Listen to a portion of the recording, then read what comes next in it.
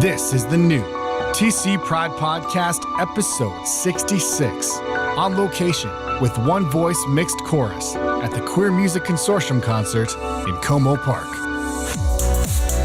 TC Pride Podcast, we are on location at Como Park for the Queer Music Consortium concert, and I'm here with Jane Ramsire Miller. I'm the artistic director of One Voice Mixed Chorus. One Voice is Minnesota's LGBT and allies chorus, and we've been around. Next year is our 30th anniversary.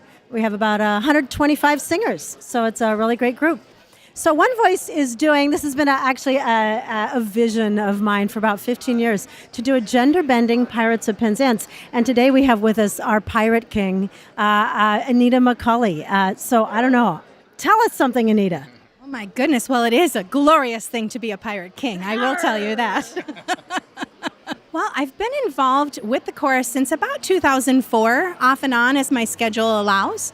It's been just a wonderful family for me to come back to time and time again. This is a wonderful group of people. So the concert is Pride Weekend, and my original vision was this would happen outside on an island, and we've staged it on Raspberry Island in downtown St. Paul, in the middle of the Mississippi River.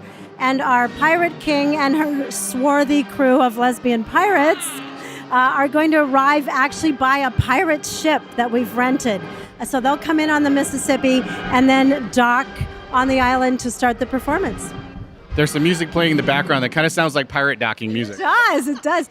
And we have also reorchestrated the whole score. So we have it orchestrated for accordion and winds and bass guitar, percussion. It's going to be a blast. If you're interested in coming to Pirates, come on down.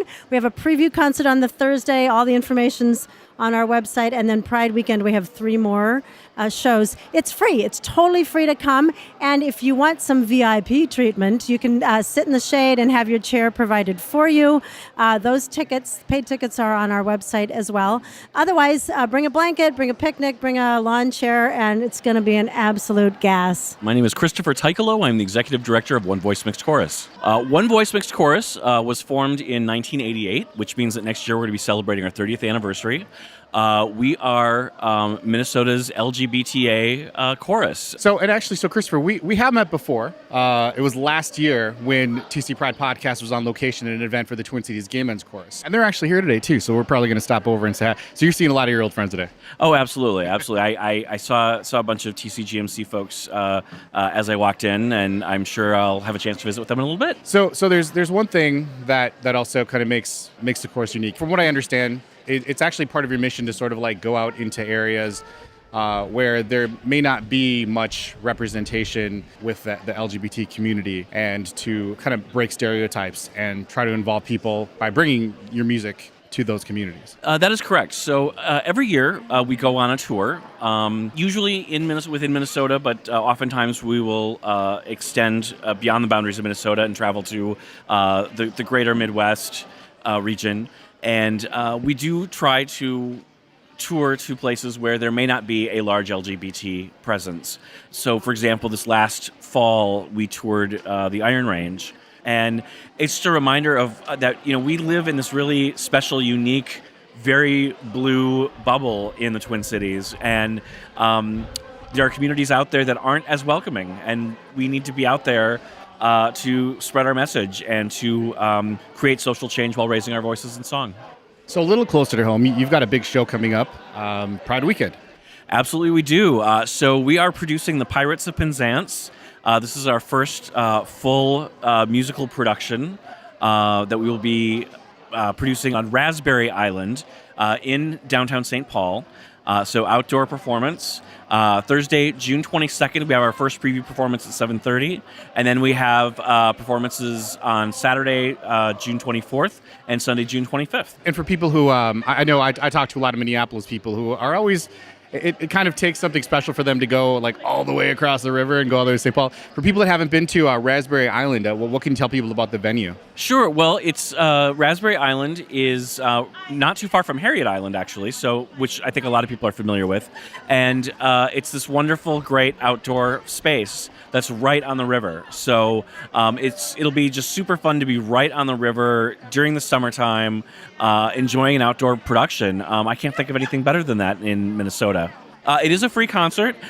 We are encouraging those folks who are planning to attend for free to register online on our website, onevoicemn.org.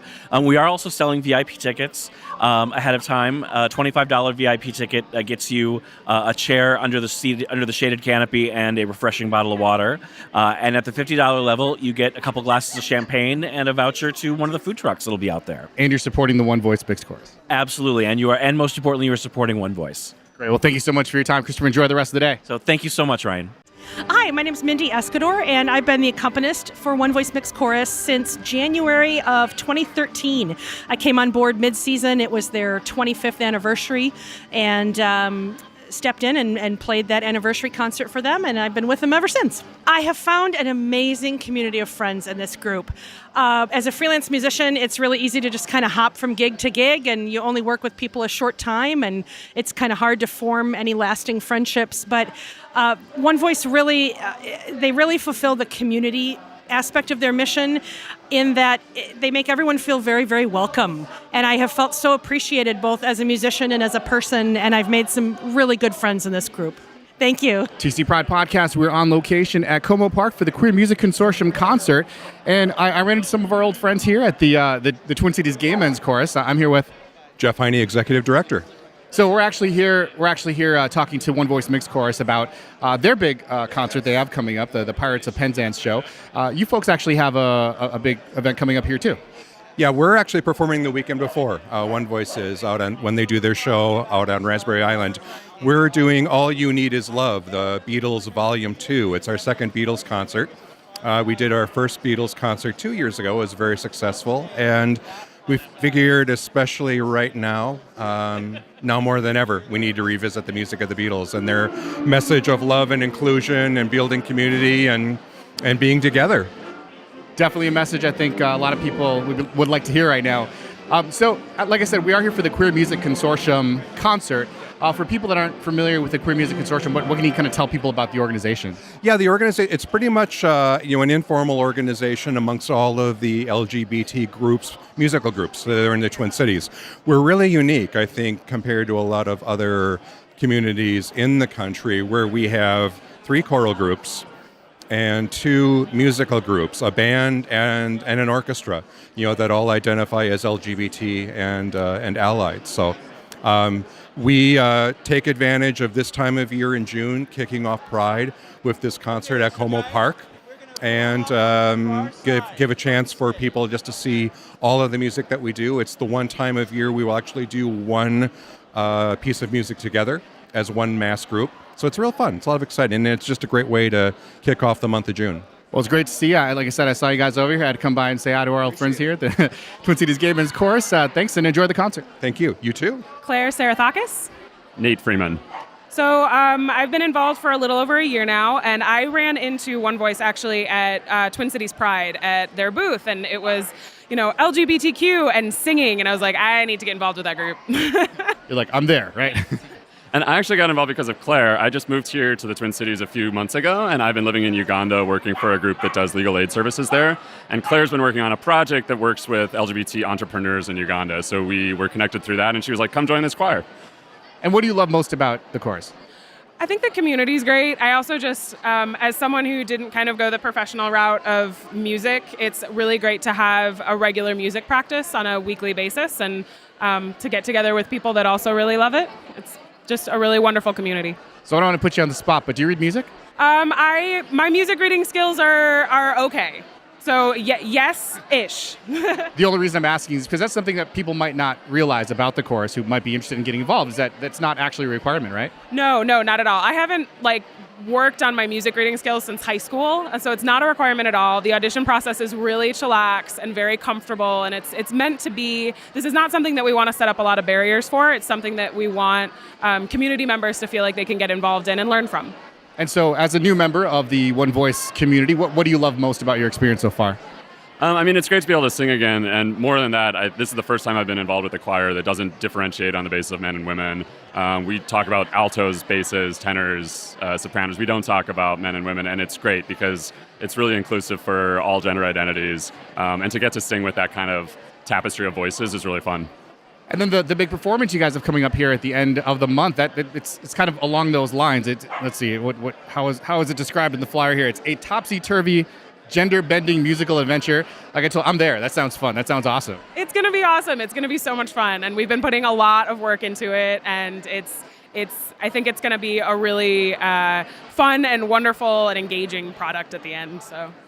Awesome. Thank you very much to both of you, and good luck with the show. Thanks. Thank you. Thank you. Caitlin Hibbard. Well, I joined about 20 years ago, actually. I've been singing with this group for many, many years. I saw a concert, and shortly after I moved to town, and people looked like they were having so much fun, I thought, I want to try out for this group, and I did. And one of the most interesting things that One Voice Mixed Chorus does is you actually go into maybe parts of greater Minnesota and maybe beyond that maybe aren't as historically inclusive or diverse as maybe we are in Minneapolis. That's true, and it's a gas to go up there and do that, and to feel really needed is a beautiful feeling. And it's all about breaking stereotypes and introducing people to the queer community in a way that maybe they wouldn't have been introduced before. Absolutely, and you'll find allies in the strangest places. You wouldn't expect that there'd be a lot of people in northern Minnesota and Ely who are dying to see us, but there were. Well, you can't tell from the podcast, but we're really very good-looking group. We're very diverse in terms of age, socioeconomic background. People from all over the country move to the Twin Cities and find their way to One Voice. We're really used to be, I think, more known for our humor, and now I feel as though our musical excellence has taken a step up to meet that. So if you haven't seen us in a while, check us out again. James Gottfried from One Voice Mixed Chorus. And Becky Warren from One Voice Mixed Chorus. So James, you stuck out in the crowd here. You were actually in full pirate regalia. Maybe you can talk about that a little bit. One Voice Mixed Chorus is going to do Pirates of Penzance, a gender bender version of the musical on Raspberry Island during Pride Weekend in St. Paul. So we have been working tirelessly, rehearsing. We're singers, and now we're actors as well, and it's a total blast. And you're also playing one of the leads in the performance as well. Yes, I'm playing Sam, the Pirate King's apprentice or assistant or whatever you want to call it, Lieutenant Brains, really. And it's really a commentary on things that are happening now. It's really a timeless musical. And it's also just fun and very humorous. And if you've never seen it before, you're going to have a great time. Yeah, so it is a classic story, right? For people that maybe aren't familiar with the story, how can you kind of summarize it for folks in a couple sentences? Ooh, that's a good question. All right, the pirates are at sea, and they find some daughters on land and fall in love with them. But their father, their patron, is the modern major general, and he is against this union. And there's a secret surprise on what the true nature of the pirates are, which is revealed at the end. I won't give that away. But there's a lot of musical alliteration, I'll put it that way, with a lot of tongue-twisting songs that makes everything really interesting. So, yeah. Sounds exciting. So I've been asking people about how they got involved with the chorus. I started in 2010 with their show for children, which is the only show for children that One Voice has ever done. Different is great, and with that I just got hooked. It was therapeutic for me, and it was just finding family and community. I'm not from here, and James actually is like my brother from another mother, and so it's so many of us in One Voice have that interest and investment in One Voice and that passion for it too as well. And how did you get involved? I joined about 11 years ago. I was volunteering for them and didn't think I was actually good enough to sing with them because they were so amazing. But I practiced really hard and got in. And there's a contingent of about 10 of us that joined at the same time and all got in. And we've all been, like Becky said, we're all family now. And I love this group and would do anything for them. So it's a major part of my life now. So it's awesome. And it's an incredible ride. Every season is different. And just, it's a journey every time. You guys see us. If anybody comes to our concerts, and please do, they're just a ride. You have emotions. We want to bring you from tears, joyous tears, to, thoughtful tears, also to laughter and just heart-filling moments. And Pirates is as one of those events. You can go to our website, actually, onevoicemn.org, and you can reserve tickets for this Pirates of Penzance, which is actually free, but you can actually get some VIP seating. There's a small charge for that. But give it a whirl. It's going to be awesome. Benjamin Lamb. Well, I've been with One Voice for all of 11 years now, and I got involved because I wanted to really have a sense of community and family, because I feel that as we've all seen, our whole gay dynamic has changed over the years. And so finding, I think, venues where you have that sense of family and community is rather difficult at times. So I actually, coming from the Bay Area, San Francisco, I really wanted a family to come to and a family to be a part of. And I'm a singer and an actor and an artist and all of that. And it was wonderful. I saw them and I thought, well, I might fit right in. Thank you very much. Hi, I'm Robin. And how long have you been involved with the chorus? About 25 years. 25 years, that's a long time. So there must be some really great things about the chorus. What can you tell folks about One Voice? First thing is just the people, just being involved in the people. So whether you're singing or whether you're in fifth section, that's important. The music is great. The outreach is the other reason you should be there. And it's not just a queer chorus anymore. It's just anybody who wants to work for social change and wants to hang out with a bunch of cool people and misses singing. Those would be the three big ones. Thank you. Hi, my name is Colleen. I'm John. And can you tell me how each of you got involved with the chorus and maybe how long you've been involved? Well, I think you should start with John. He's been here the longest. Okay, I got involved in chorus the second season it sang, and I've sung every year since that time. I got involved through a friend at work who was on the founding of it, and I've enjoyed it immensely all the way along. Wow. And so when was that second season? 1988. You've been singing for 29 years? Yes. I've sung all 30 years. When we come to the 30th year, I'll have sung all 30 years, yeah. Wow, that is quite a run. And how long have you been involved? Well, John talked me into it a couple of years later, and so I showed up because, who could resist John? And he's so cute, and I ended up joining the chorus, but back then we wouldn't even put our last names in the program because we were afraid we'd lose our jobs. We were a gay choir, but we were scared to death to let anybody know that we were out there. I wasn't afraid to put my last name in the chorus. John has been out since he was 4 years old. No, 5. So that is something that has come up as I've been talking to people. So I think people get used to the idea that in Minneapolis we live in, they call it like a big blue bubble, right? And so we tend to be fairly progressive here and fairly inclusive. But part of the mission of One Voice is that they go into areas maybe of greater Minnesota where maybe they aren't as inclusive. And for the people in those communities that actually are appreciative, they tend to be really appreciative to that you've come all that way, right? I met the most beautiful elderly couple of women who had driven 2.5 hours to meet us up in northern Minnesota because it was the closest they could get to a gay community, and they'd been living in isolation in a small town on the northern edge of North Dakota. So that's a frightening enough thought. So we are here, we are queer, we're having a hell of a good time, and we're going to come out and be pirates. Arg! Come and see us. We're going to be at Raspberry Island for Pride, and it's free! So there's no excuse for you not to come. What would you tell people is like your favorite thing about being in the chorus? What do you love most about being in the chorus? I like the sense of community. I like the sense of fulfilling our mission.